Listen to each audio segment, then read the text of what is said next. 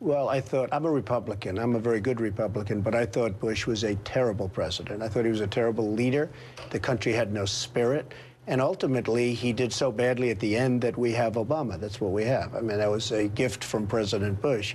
I thought Clinton actually You're not a fan of the president? No, I've never been a fan because, look, I am the most militant person there is. I'm a big war guy in terms of I want total defense. I want perhaps an increase in defense spending, okay? But you don't attack the wrong country. Iraq did not knock down the World Trade Center. As it turned out, he did attack the wrong country.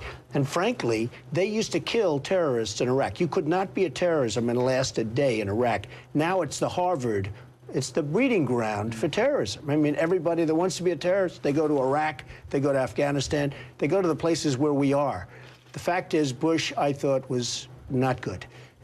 Clinton was a good president, but it was so marred with this whole Monica thing. I mean, he's a friend of mine. He's a lovely guy. He's a great guy.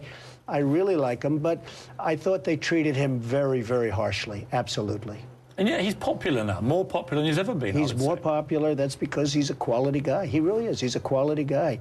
And he's a Democrat, but he's a quality guy. He's also a member of my golf club. What is your view of President Obama right now? I think he's a nice man. I think he's in over his head. It's amazing the way he got the job. I respect him for getting the job, but it's amazing the way he got the job. He signed up people on street corners in Chicago.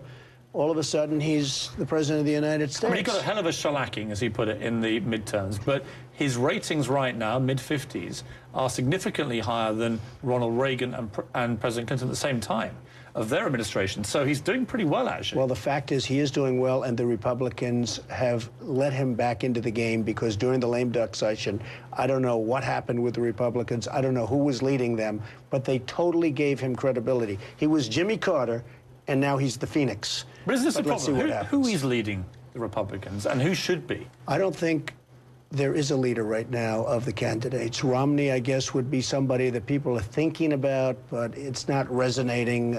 Sarah Palin is somebody that I happen to like. I just don't think she can win the election, and a lot of people agree. She can win the primary, perhaps, but she can't win the election. I can tell you, Obama is dying to run against Sarah Palin, and you can't do that again as a Republican Party. You can't put somebody like in Delaware, Christine O'Donnell, where she goes in and she beats somebody that would have won by 15 points.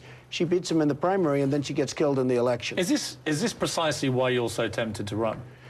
Well, I am tempted to run, but I think the primary reason I'm tempted, I guess, yes, I think I could win. Otherwise, I wouldn't do it. I'm not doing it to come in fourth place and really do a great job as a businessman. You know, in theory, I shouldn't be able to win because they've always said somebody with great accomplishment, somebody who's done many, many deals. I've done hundreds and hundreds of deals, and I've beaten a lot of people. I mean, I'm not saying it bragging. I beat a lot of people. And those guys are not nice guys, and I have lots of enemies and lots of different things. And I've always heard where people like me cannot win because there's too many enemies. But whether it's me or somebody else, you need a person like me to run this country for a while because we have to get this country back so that we're respected again. We have to get this country back so that this country is making the big profits, not China, not India. I mean, American Express, you call up your American Express card, the people are based in India that answer the phone. What's going on? Our people can't answer a phone? So we have all of this outsourcing to countries all over the world. In the meantime, we have... But I mean, Don, we have really an 18% unemployment, not 9%. We have an 18% unemployment. I get what you're saying, but aren't you being, unusually for you, quite defensive about this? I mean, isn't there a way of looking at this? Defensive? Yeah. But I know you're being aggressive, but it's kind of passive aggression, because actually isn't the way to deal with this the way that you would if it was your company? You go on the attack. Well, I would do that, You wouldn't sit there going, well, this is all unfair. You go, you know something? Right, shirt sleeves up, let's go get them. No, you're right, but I would when we protect come back after the break, I want to know how you, shirt sleeves rolled up, will get America back on its feet. Okay. Back now with my special guest, Donald Trump. Donald, what would you do to fix America? Put aside the China, the trade issue for one moment. There's something inherently wrong with the system in this country, which led to the financial crisis, isn't there? 10% of Americans are unemployed, probably more, as you say. What's the answer here? You're a great employer. Tell me how we're going to sort this. Well, for one thing, we're protecting the world. Why are we protecting South Korea without being paid? Okay? They're a competitor. They make a tremendous amount of money off of us. They sell their televisions, everything else. Why are we protecting South Korea? We just signed a horrible trade agreement with South Korea. They weren't going to sign it until North Korea lobbed a couple of bombs over there. Then they called. They said, oh, we'd like to sign the trade. You're a great partner. You're a great partner. And we stupidly send the SS George Washington, the most incredible aircraft carrier I've ever seen, and 17 destroyers right into North Korea. Why aren't they paying us? I mean, why are we protecting them? They make hundreds of billions of dollars of profits against the United States. You know, one of the great ones, 52 million. I don't know how many of the folks in the audience see this, but a few months ago, 52 million in cash in a briefcase was sent to Afghanistan. You know that. It ended up in Dubai, 52 million. Now, you know, the 52 million was actually 100 million probably. But, you know, somebody stole it along the way, whether it's a soldier. I want to know, who is the colonel or the general or whoever it is that approved 52 million in cash? It definitely wasn't 52. I guarantee it was more. If you were president, would you take all American troops out of Afghanistan and Iraq now? Well, Iraq, we shouldn't have been there, and I get them out real fast. Afghanistan is not the bigger problem. The bigger problem is Pakistan. You have to know, you know, when you fight a battle, you have to know who to fight. Pakistan probably has Osama bin Laden. Now think of it. You have a 6'6" Arab, and we can't find him, who's on a dialysis machine, and we can't find him. You tell me this, with all our so-called intelligence and everything else, guy's 6'6", pretty unusual, right? We can't find Osama bin Laden. There's something wrong. We give hundreds of billions of dollars to Pakistan, and they're probably housing him. He may be housed, frankly, in Saudi Arabia, because you think Saudi Arabia's our friend. I mean, nobody hurts us like Saudi with the fuel prices. What's interesting on Saudi Arabia, as I mentioned to you tonight, there's other breaking news, is that the King of Saudi Arabia has been very firm with President Obama, basically telling him to leave off Mubarak and, you know, keep our big noses out of it, allegedly. So what do you think of that situation that's developing, where you're beginning to see the old order in the Middle East standing up to America and saying, this is our business, not yours? They're standing up for the first time because they don't respect us anymore. They didn't used to stand up. They're standing up now because they didn't respect. They're standing up now because they can do anything they want. You have to go over there and see some of the airports that they're building. They make Kennedy Airport look like it's third world country. They make LaGuardia. I land at LaGuardia, and then I go into Abu Dhabi, and I go into Qatar. I go into these airports. It's like the most incredible things you've ever seen. We're like a third world country, and they wouldn't be there. Look at Kuwait. Saddam Hussein attacks Kuwait. We then go in, get him out. We lose lives. We spend hundreds of billions of dollars. We put out Red Adair. We put out all the oil well fires, and he said all the oil wells.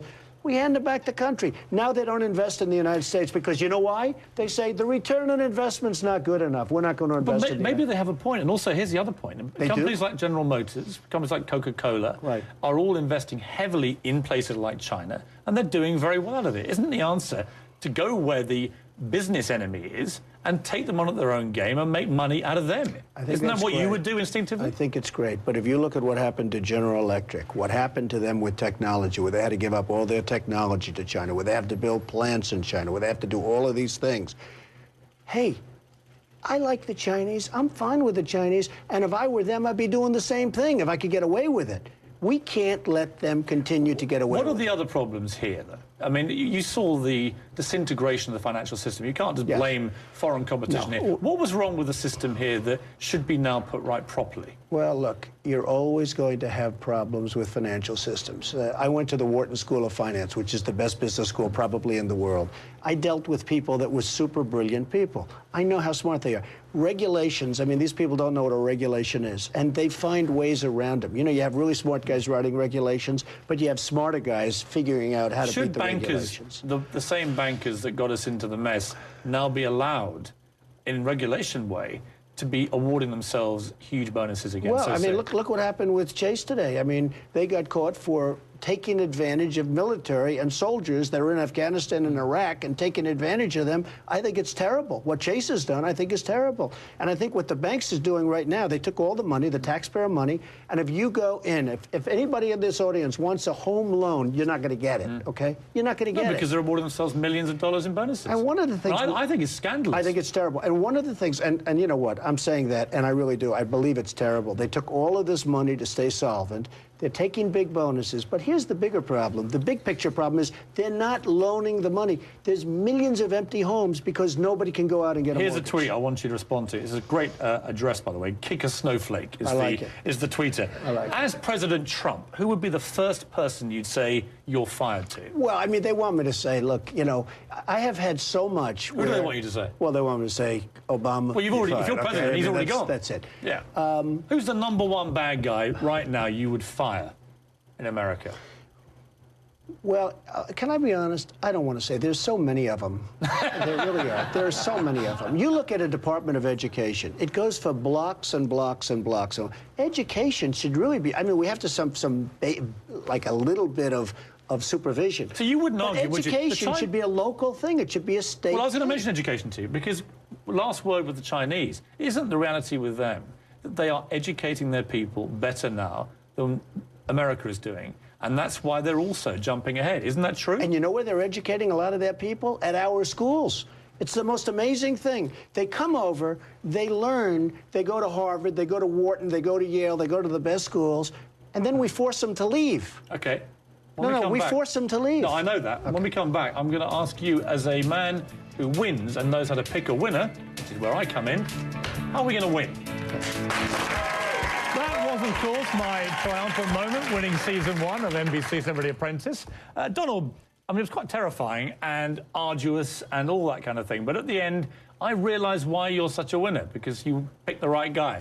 Well, I know that you're being cute, but the fact is I did pick the right guy. And Trace was fantastic, and many other people in that group were fantastic. And frankly, Trace Atkins is the #1 country singer right now. And when he went on the show, I was complaining. Who the hell ever heard of him? Nobody heard of him. You know that. Yeah. So Trace is not complaining either. What does it take in general? I read your books before I competed in your show to try and get inside your brain.